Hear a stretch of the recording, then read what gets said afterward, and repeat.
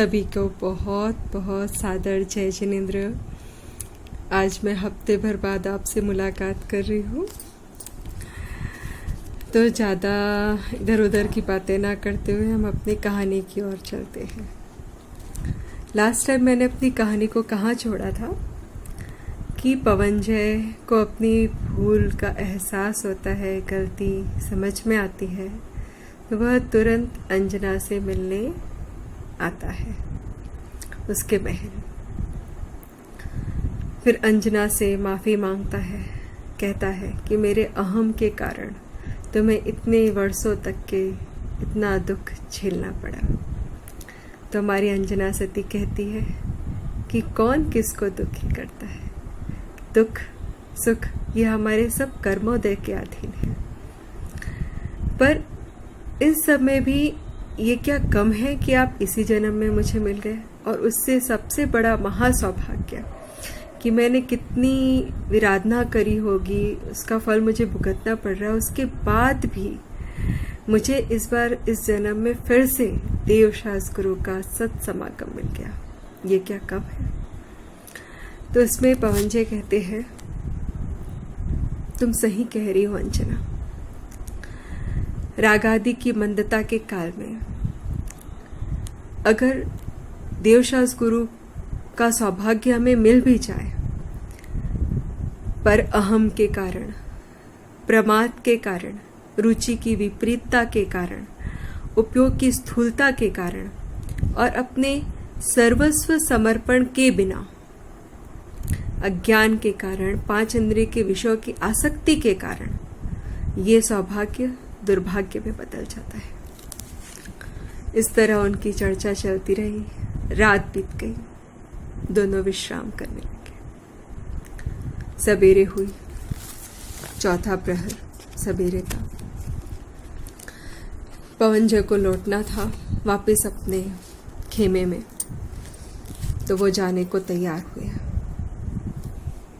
तब अंजना ने कहा कि दुनिया की आंखों में आप कब आए और कब चले गए यह कोई नहीं जानता।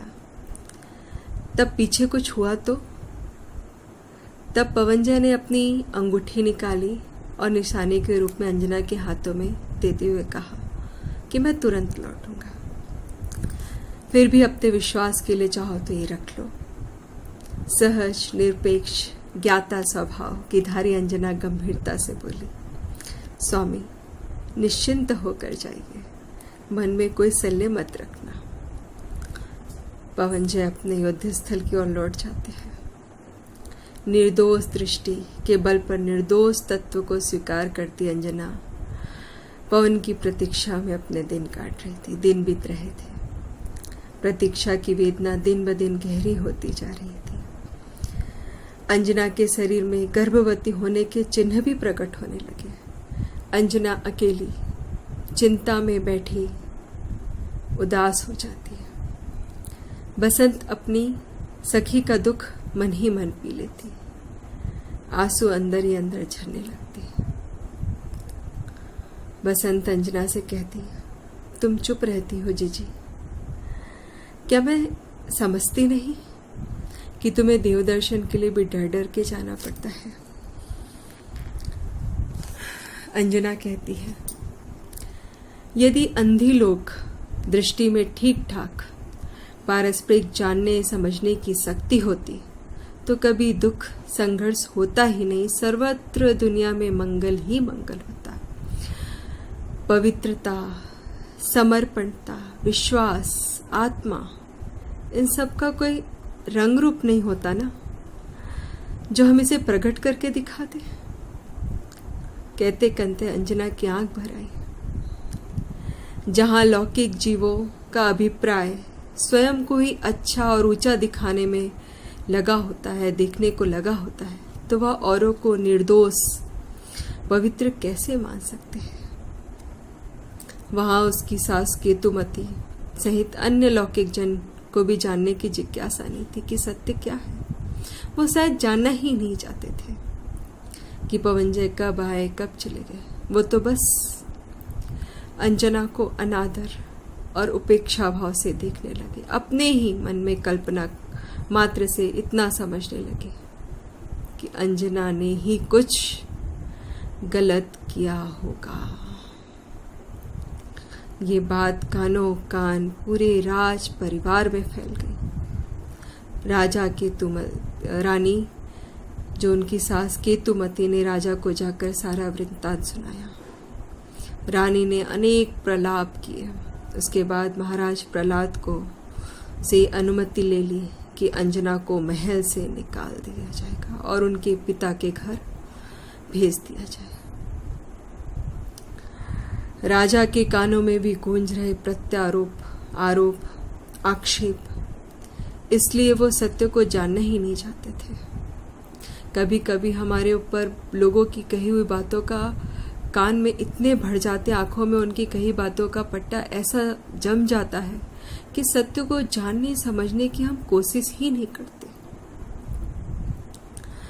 अगले दिन अपने दैनिक कार्यों से निवृत्त हो जैनेन्द्र भगवान के गुणों के अनुराग में पगी अंजना सती मंदिर जाने को तैयार हुई। अहो, स्वभाव की महिमा तो कितनी अपूर्व है। 3 लोग की प्रतिकूलता एक साथ भी उदय में आ जाए। क्या 3 लोग की सारी प्रतिकूलताएं भी एक साथ उदय में आ जाए तो भी उसकी सामर्थ्य की महिमा मुझ में है। ऐसा मैं ज्ञायक स्वभाव हूं, ऐसे मेरे ज्ञायक स्वभाव का बल है। अंजना सती अपना चिंतन में कर ही रही थी, तभी रानी केतुमती उनकी सास बहुत जोर से चीखती चिल्लाती पहुंच गई। उसके बाद क्या होता है आपको अगले वीडियो में। जय जिनेन्द्र।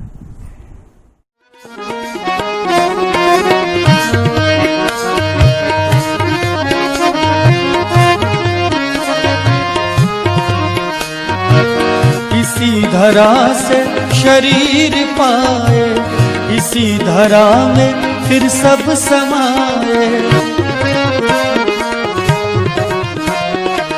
इसी धरा से शरीर पाए, इसी धरा में फिर सब समाए।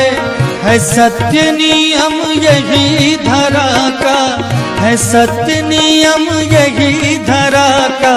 एक आ रहे हैं, एक जा रहे हैं।